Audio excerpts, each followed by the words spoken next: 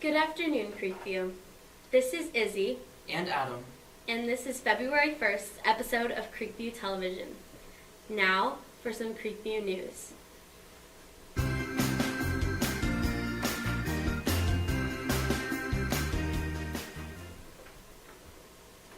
Attention 8th graders. OnStar is available in the 8th grade hall Monday through Thursday, 3:35 p.m. to 4:15 p.m. Get your homework completed before you go home. Creativity Club is after school on Mondays in the library. Bus transportation will not be available. Student council members. Our meetings are every Tuesday before or after school. Please make time to be there. This week's college is Texas Wesleyan. They have an acceptance rate of 46%. Their mascot is Rocky the Ram. Some majors include psychology, business administration and management, and criminal justice.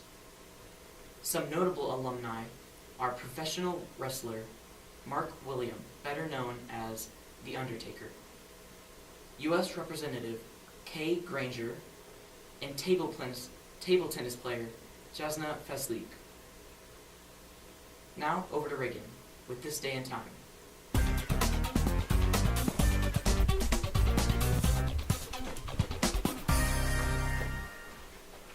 Hey Creekview, it's Reagan here with February 1st, This Day and Time.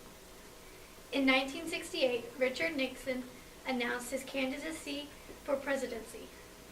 In 1969, Tim Wood won the figure skating championship. And in 1972, Walt Patulski from the University of Notre Dame was the first pick for the Buffalo Bills in the NFL draft. Some famous birthdays are American stage magician William Henry Davenport, Hall of Fame football star Albie Booth, and finally, children's author Jerry Spinelli. Now, over to Nash with our quote of the week.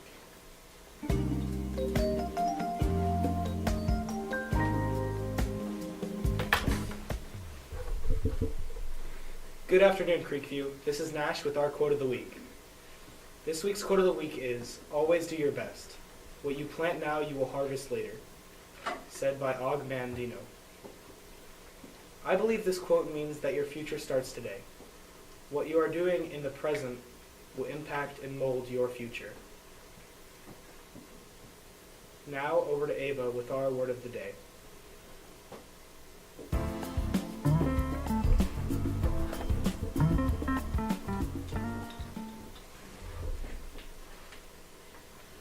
What's up? It's Ava Lee here with your word of the day. So, have you ever been surprised or astonished by something? If you have, then some might say you were flabbergasted. That's right, flabbergasted. Now the word means to surprise someone. It is a pretty cool word, and it's fun to say, and it isn't used so much. So next time you are in amaze or in total shock, say you are flabbergasted, and watch the faces around you become flabbergasted as well. Now, over to Izzy with our cult of the week.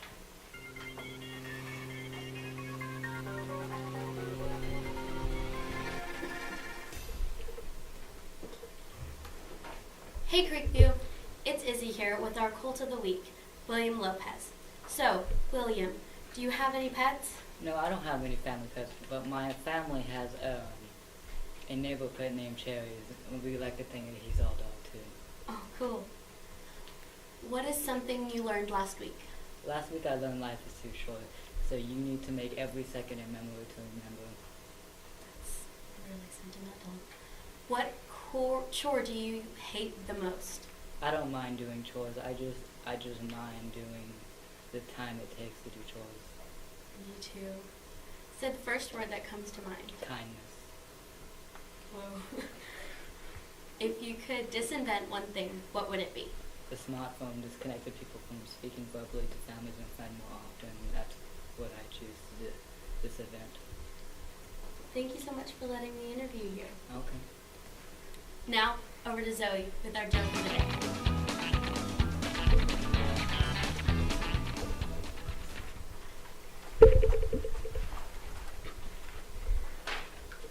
Hey Creekview, this is Zoe with Jokes of the Week. Why was the little strawberry crying? His mom was in a jam. Why did the lion eat the tightrope? It wanted a well-balanced meal. What do cows most like to read? Catalogs. How does a duck buy her lipstick? She just puts it on her bill. And finally, what do you call a snowman on a hot day? A puddle. Now, over to Reagan with Faux News.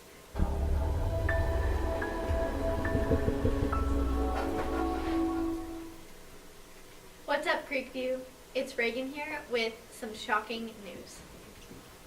Just yesterday evening, the body of the thought-to-be decadent Michael Jackson was roaming the city of Glendale, California, the town where he was buried.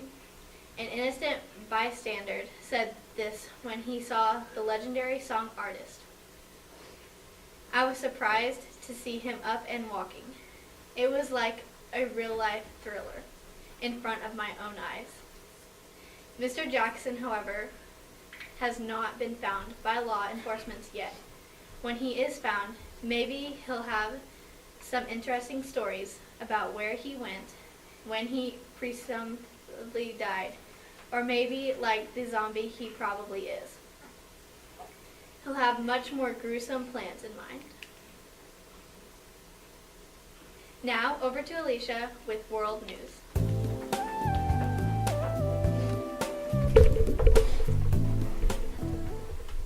Hey Creekview, Alicia here with World News.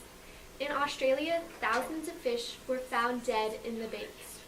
Locals saying that there was a falling of an algae bloom which caused oxygen levels to decrease. Critics saying that the state and federal governments are mismanaging the environment. In China, students were taught to shuffle to stay motivated and to keep fit.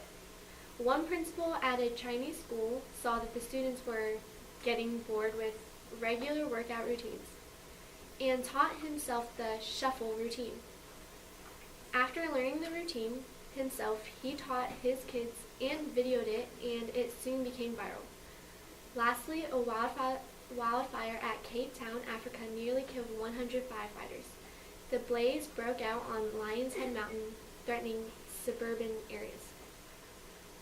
It is unclear what caused the fire, but authorities said it started on Sunday and was contained by Monday. Now, over to Aubrey with our words of wisdom.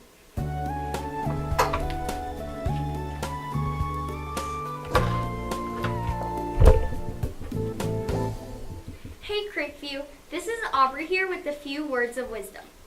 Sometimes it's hard to feel safe and secure in a country where violence has become such a problem. Now listen to what great American educator Frederick Douglass says.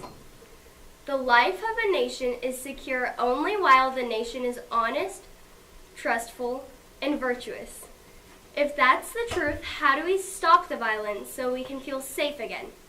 Well, first of all, we must learn to be more virtuous, more truthful with ourselves and each other.